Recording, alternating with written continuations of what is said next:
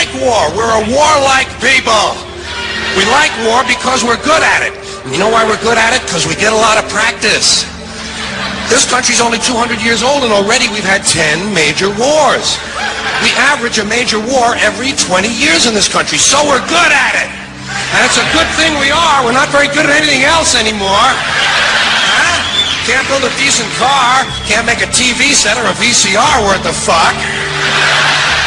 Got no steel industry left. Can't educate our young people. Can't get health care to our old people. But we can bomb the shit out of your country, all right? Especially if your country is full of brown people.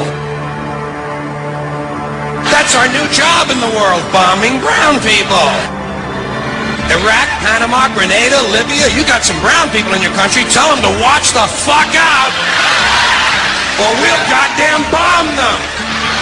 Well, when's the last white people you can remember that we bombed? Can you remember the last white? Can you remember any white people we've ever bombed? The Germans, those are the only ones, and that's only because they were trying to cut in on our action. They wanted to dominate the world. Bullshit, that's our fucking job.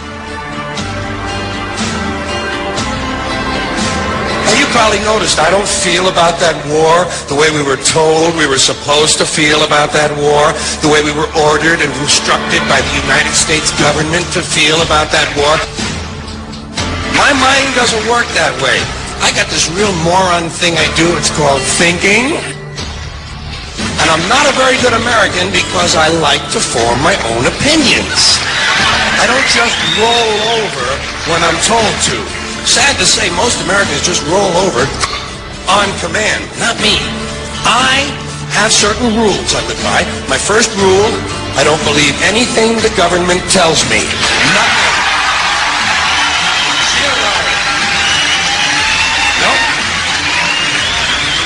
And I don't take very seriously the media or the press in this country, who in the case of the Persian Gulf War were nothing more than unpaid employees of the Department of Defense, and who most of the time function as kind of an unofficial public relations agency for the United States government. So I don't listen to them. I don't really believe in my country. And I gotta tell you folks, I don't get all choked up about yellow ribbons and American flags.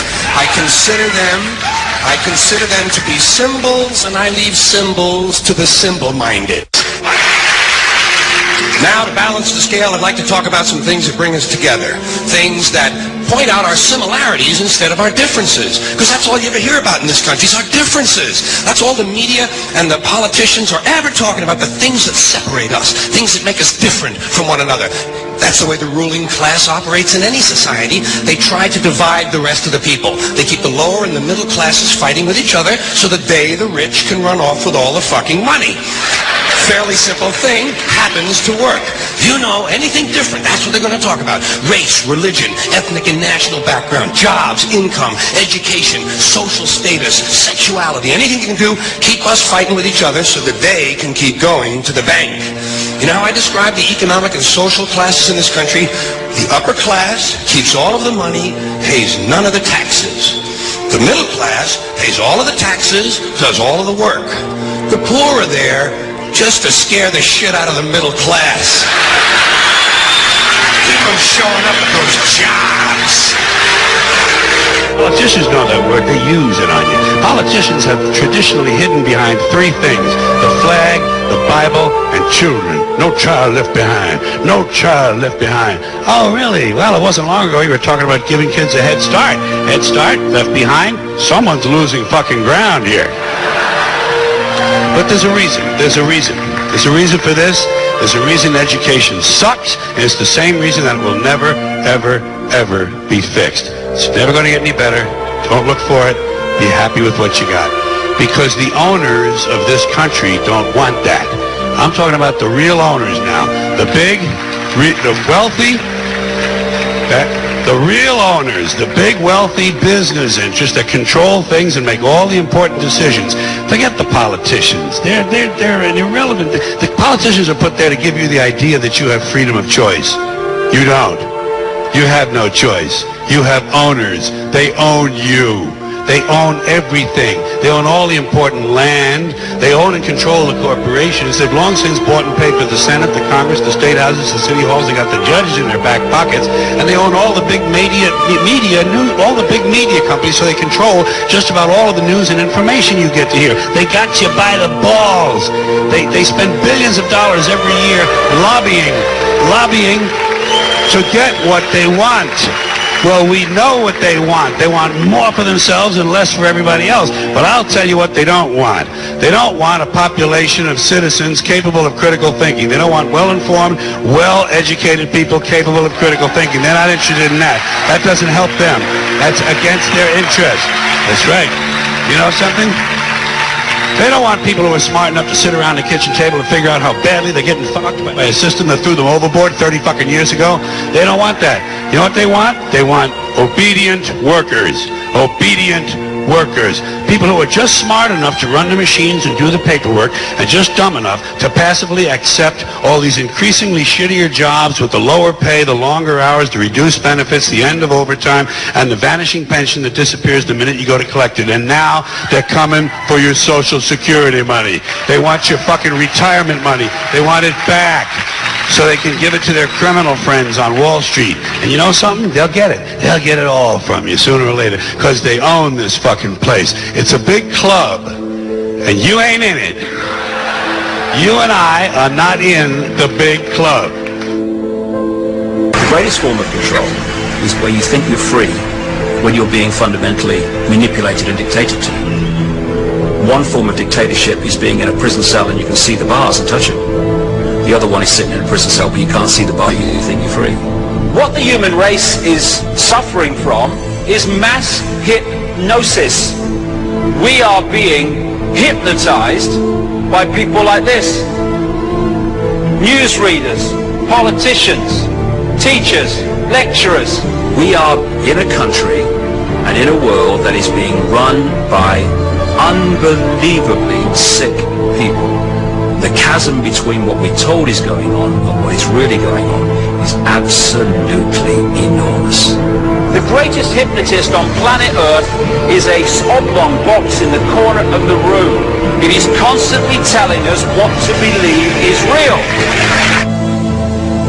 Historically, the control and manipulation of political opinion has been the Freemasons' main weapon in gaining control of countries and states. Once in control of the rulers and politicians of a country, laws and political structures could be changed in accordance with their agenda. However, since restricting the body does not necessarily mean restricting the mind, the Freemason recognizes that their plan for a global government hinges completely on subduing the masses to their agenda, and thus eliminating opposition to their cause. And the greatest threat to their plan, posing more danger than any army or law, is the threat of a free-thinking mind. In order to eliminate this threat and to achieve their objective, the Masons have set about the boldest plan ever devised: the complete control of every aspect of human life, your life. And the weapons they are using against you are in your very homes, entertaining you and your children, and gradually indoctrinating you without you even realizing.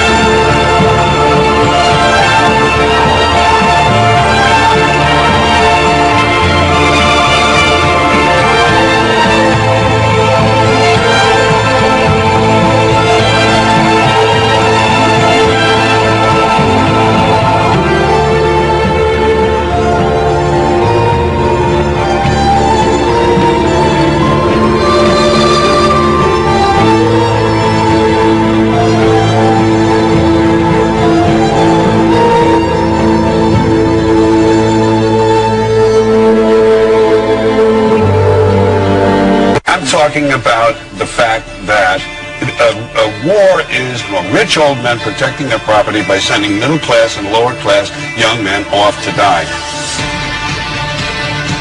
Forget these foolish elections. The owners of this country don't care about the poor in general. Owners of this country, is this Karl Marx talking to me? The owners of this country are the voters of this country. You're wrong about that. Aren't the owners of this country the voters in this country who elected George Bush? Listen, politics, these elections are a charade. It is a charade. Okay. They are not true. I'll tell you, just listen for a minute. Learn a little something. Elections and politicians are in place in order to give Americans the illusion that they have freedom of choice. You don't really have choice in this country. All the things that are important, reduced in choice. Newspapers in the city, how many? Used to be 3, 4, now it's 1 or 2. They're owned by the same people. They also own a radio station. Give these people a voting day every year so that they'll have the illusion of meaningless choice. Meaningless choice that we go like slaves and say, I voted. The limits of debate in this country are established before the debate even begins, and everyone else is marginalized. They're made to seem either to be communist or some sort of disloyal person. A kook, there's a word, and now it's conspiracy. See, they've made that something that should not be even entertained for a minute. That powerful people might get together and have a plan. Doesn't happen. You're a kook. You're a conspiracy buff. Conspiracy buff. Not as a result of a conspiracy, but you because... don't need a formal conspiracy when interests converge. These people went to the same universities and fraternities. They're on the same boards of directors. They're in the same country clubs. They have like interests. They don't need to call a meeting. They know what's good for them, and they're getting it. And there used to be 7 oil companies. There are now 3. It will soon be 2. The things that matter in this country have been reduced in choice. There are 2 political parties. There are a handful of insurance companies. There are about 6 or 7 information things. But if you want a bagel, there are 23 flavors because you have the illusion. You have the illusion of choice. Right. You don't think the real important is there's no freedom of choice. That's a great point.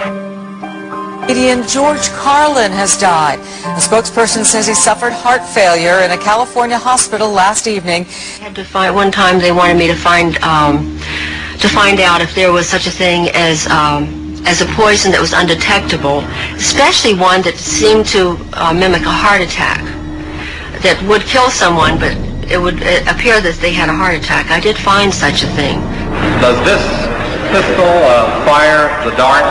Yes, it does, Mr. Chairman, and a special one was developed which potentially would be able to enter the target without perception. The poison was frozen into some sort of dart, and then it was shot at very high speed into the person, so when it reached the person it would melt inside them, and the only thing would be like one little tiny red dot on their body, which was hard to detect. There wouldn't be a needle left or anything like that in the person. But also the toxin itself would not appear in the autopsy? Yes, so that there was no way of perceiving that the target was him. That's a great point.